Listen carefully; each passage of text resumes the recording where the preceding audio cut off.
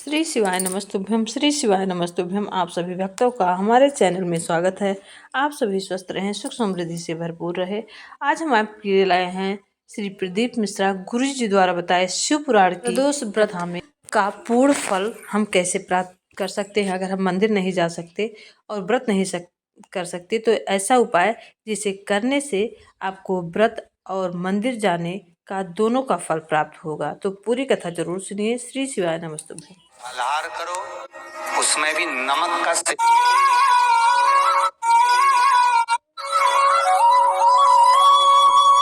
प्रदोष व्रत करने वाले को भोजन नहीं करना चाहिए। ध्यान दीजिए, फलाहार करो, उसमें भी नमक का सेवन मत करो। प्रदोष व्रत में नमक का सेवन वर्जित होता है। कारण क्या कारण होता है? उसका एक कारण माना गया है नमक की वर्जितता। जिस समय पर एक नगर में एक ब्राह्मणी रहती थी, बहुत भाव से सुनिएगा। प्रदोष व्रत, नमक को त्यागने का भाव प्रदोष व्रत की किताब में भी मिल जाएगा आपको, आप पढ़ेंगे तो सुना होगा आपने। एक ब्राह्मणी रहती थी एक नगर में, उसका पति नहीं था। छोटा सा बालक एक साथ में रहता, छोटा सा बालक। अब ब्राह्मण के घर की धर्म पत्नी है। ब्राह्मण कर्मकांड करने वाला, पूजन करने वाला, पाठ करने वाला, अनुष्ठान करने वाला, पूजन करने वाला, मंत्र जाप करने वाला, भगवत भक्ति में डूबने वाला। ब्राह्मण तो चले गया, ब्राह्मणी बच्चे के साथ रह रही। क्या करे वो? अकेली निवास कर रही, अकेली रह रही। और ब्राह्मणी बच्चे के साथ भ्रमण करती रहती, घूमती, कहीं कहीं दर दर जाकर कुछ भिक्षा को मांग कर लेकर आ जाती। और भिक्षा लाने के बाद में उस भिक्षा को जब लेकर आती तो अपने बच्चे को भी खिलाती और स्वयं भी उसका पान करती। एक दिन ब्राह्मणी भ्रमण करते करते प्रदोष काल के समय पर शिव मंदिर में प्रवेश करी। प्रदोष काल के समय और शंकर मंदिर में जब प्रवेश करा, प्रदोष काल किसको कहते हैं? सूर्य अस्त हो रहा हो, रात्रि प्रवेश कर रही हो, दोनों का जब मिलन हो रहा हो वो प्रदोष काल कहलाता है। दोनों का जब मिलन हो, सूर्यास्त हो रहा हो, रात्रि अपना चरण बढ़ाने के लिए आगे बढ़ रही हो और दोनों का जब मिलन हो रहा है वो प्रदोष काल है, वो प्रदोष का समय है। ब्राह्मणी मंदिर में प्रवेश कर रही है। तो ब्राह्मणी मंदिर में प्रवेश करी, मंदिर के अंदर पहुंची। प्रदोष काल का समय था, प्रदोष का समय चल रहा था। और प्रदोष काल के उस समय में, प्रदोष काल के उस समय में जब ब्राह्मणी ने देखा कि कोई भगवान की भक्ति में लगा हुआ है, भगवान के रस तत्व में डूबा हुआ है। आज ब्राह्मणी के पास में कुछ पदार्थ नहीं है, अपने बच्चे का पेट भरने के लिए कोई सामग्री नहीं है और कुछ आस लेके वो प्रवेश करिए, कुछ आस लेकर वो अंदर प्रवेश कर जाती है। कोई ऋषि की पत्नी, कोई ब्राह्मण जन की अर्धांगिनी उस प्रदोष के समय पर शंकर का अभिषेक पूजन कर रही थी, भगवान शिव की आराधना कर रही थी, भगवान की भक्ति में डूबी हुई थी। जब भगवान शिव की आराधना में डूबी हुई है, आराधना कर रही है, ये कुछ पाने के लिए चली गई, ये कुछ पाने के लिए गई और इसके मन में आया कि मैं कुछ, मुझे भोजन का कोई पदार्थ मिल जाए, मुझे कुछ भोजन मिल जाए और जब मुझे भोजन मिल जाएगा तब मैं जो पाऊंगी अपने बच्चे को भी पाऊंगी। और जिस मंदिर में वो प्रवेश करी थी, जहां पर नारी पूजन कर रही थी शंकर के प्रदोष काल में, वहां पर पड़ी हुई कुछ वस्तु को इस ब्राह्मणी ने मांग लिया। मेरे बालक को बहुत भूख लगी है, मेरा बच्चा बड़ा भूखा है, इसके भोजन के लिए थोड़ी सी सामग्री दे दीजिए, इसके भोजन के लिए थोड़ा सा कुछ रस तत्व दे दीजिए। उसने उठाया थोड़ा सा पदार्थ, कुछ जो उसके पास में था वो दिया। जब दिया तो देने के बाद जब उसे प्राप्त हुआ और होने के बाद में जब वो मिल गया उसको, तो उसने उस समय पर उस पदार्थ को जैसे ही मुख में लिया, लेते ही कहा इसमें तो स्वाद नहीं है, इसमें स्वाद नहीं है। उस ब्राह्मणी ने बड़ा सुंदर एक संवाद कहा। घर का जो बड़ा होता है ना, घर का जो बड़े होता है, घर का बुजुर्ग जो होता है, घर का जो प्रथम स्थल प्राप्त करने वाला, मेन कुर्सी पर अच्छी जगह पर जो बैठने वाला होता है ना, ब्राह्मणी कहती है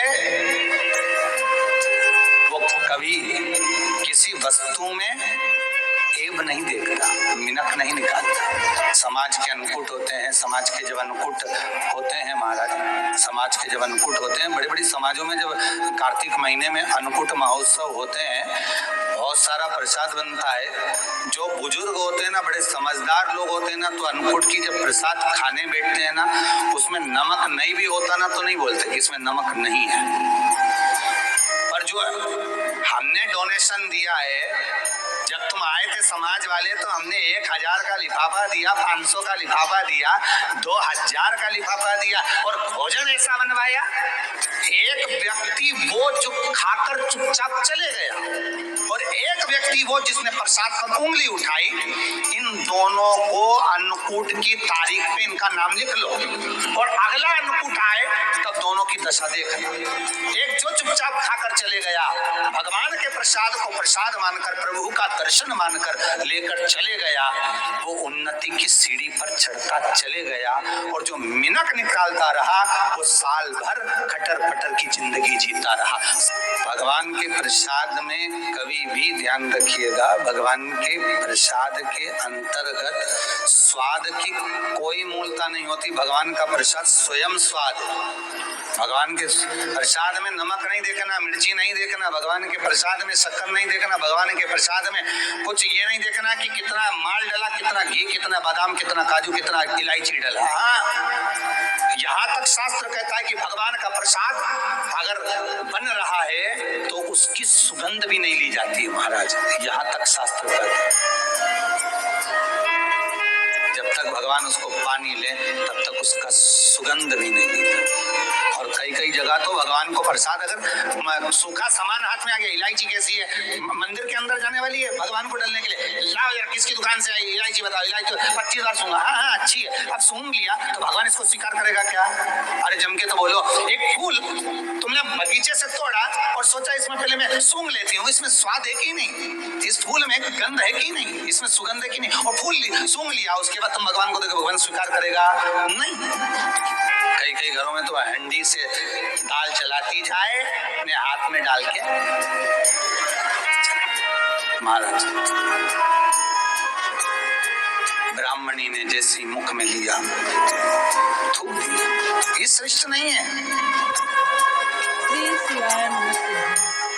जो ऋषि की पत्नी अंदर पूजन कर रही थी प्रदोष काल, उसने कह दिया आपका चेहरा बता रहा है कि आप ब्राह्मण की धर्म पत्नी, पर आज आप दर दर जाकर अगर भिक्षा मांग रही हो, दर दर जाकर अगर भीख मांग रही हो, दर दर जाकर भिक्षा को मांग रही हो, तो इसमें आपके पति का दोष नहीं है, दोष आपका है, क्योंकि आप भगवान के प्रसाद में भी जो स्वाद देखी थी ना, ये आपका एक जन्म का नहीं है, ये ना जाने कितने जन्म का है। ब्राह्मणी के मस्तिष्क में बैठ गया, ब्राह्मणी के उस ना वो बक्कल में नहीं अक्कल में बैठ गया कि ये स्वाद नहीं देखना। इसलिए प्रदोष व्रत के अंतर्गत ब्राह्मणी ने उस दिन से विचार कर लिया कि जैसे आप पूजन कर रही हो, जैसे आप अर्चना कर रही हो, जैसे आप आराधना कर रही हो, ऐसी आराधना, ऐसी पूजन, ऐसी भक्ति में भी करूंगी, ऐसी आराधना में भी करूंगी, हमें स्वाद नहीं देखूंगी। तो प्रदोष व्रत करने वाले को ध्यान रखना चाहिए कि नमक का सेवन ना करे, भोजन ना करे, फलाहार करिए, हल्का आहार करिए, प्रयास करिए। और यदि आपने व्रत का ले लिया भोजन का कि हम तो एक टाइम फलाहार करेंगे, एक टाइम भोजन करेंगे, ऐसा भी कई लोग प्रदोष ले लेते हैं, तो वो बात आपकी है, आप तक रख, ठीक है, अपने मन तक, ठीक है। कि बाबा आपकी मनोकामना पूर्ण करे, वो भी भाव।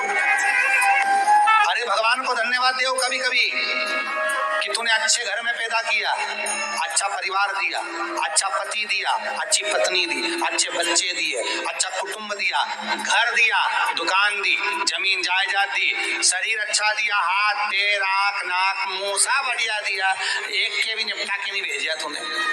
मान लो एक आध निपटा के भेज देता तो झगड़ा करने ऊपर जाते, एक ही कान देता और एक गायब कर देता तो यहाँ से चिपका देता, क्या कर लेते, हाथ एक देता और एक गायब कर देता, क्या झगड़ा करने जाते ऊपर कि मुझे ऐसा शरीर दिया? नहीं, भगवान को धन्यवाद देना कि मुझे अच्छे घर में पैदा करा, कटोरा लेके वहां चौराहे पे नहीं बिठाया, तूने अच्छा घर दिया, 2 समय की रोटी दे रहा है, खूब जोरदार शरीर दिया, भजन करने का मुहूर्त दिया, और बचा कुचा था तो ये सियोर वाला महाराज दे दिया, कथा सुनाने वाला।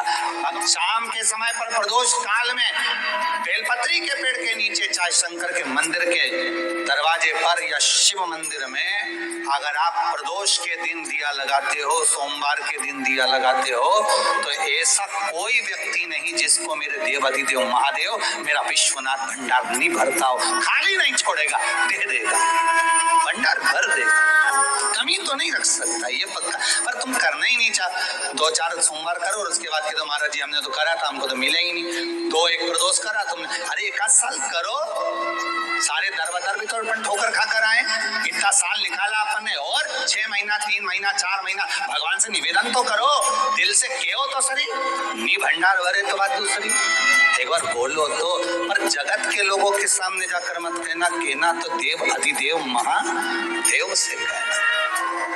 प्रदोष व्रत करने वाले को प्रदोष के दिन प्रयास करना चाहिए कि रात्रि के समय पर आधा घंटा 10 मिनट 20 मिनट जागरण करे। जागरण मतलब थोड़ा भगवान का भजन कर ले, भले 4-5 माताएं इकट्ठी नहीं हो तो अपन अकेले ही कर लो, अपन अकेले कम है क्या भाई, अपन कम पड़े, आराधना अकेले भी करो, जागरण करो।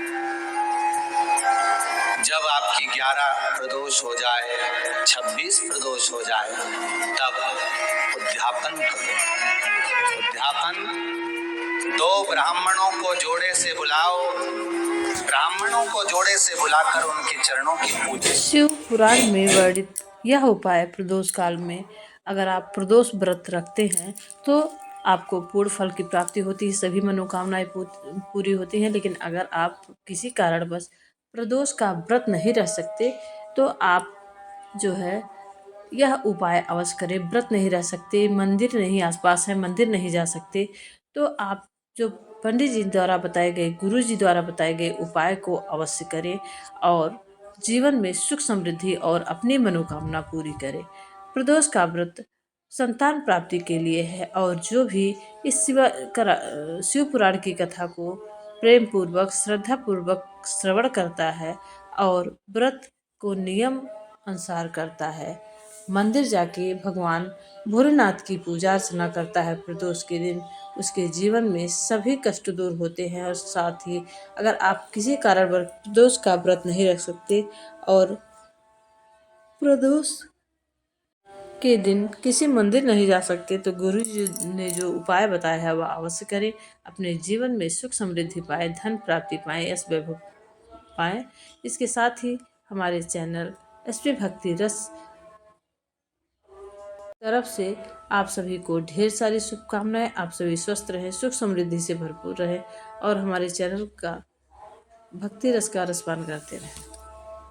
और श्री शिवाय नमस्तुभ्यम का जाप 11 बार, 21 बार, 51 बार, 108 बार अगर आप 24 घंटे में सुबह से लेकर शाम तक जप करते हैं तो उसका पूर्ण फल प्राप्त होता है। लेकिन अगर आप प्रातः बिस्तर पर लेटे लेटे यह श्लोक पढ़ें और शाम को कहीं जाते समय श्लोक पढ़ें तो पूर्ण फल की प्राप्ति होती है। तो आप सभी स्वस्थ रहें, सुख समृद्धि से भरपूर रहें और हमारे चैनल भक्ति रस का रसपान करते रहें। आप सभी छोटों को शुभाशीर्वाद और बड़ों को मेरा प्रणाम स्वीकार हो। श्री शिवाय नमस्तुभ्यम। जीवन में कितनी भी परेशानियां हो, कठिनाइयां हो, लेकिन श्री शिवाय नमस्तुभ्यम का जप करना मत छोड़िए। देखिए आपके जीवन में जो है कामयाबी अग्रसर होगी और सभी मनोकामनाएं पूरी होंगी। श्री शिवाय नमस्तुभ्यम।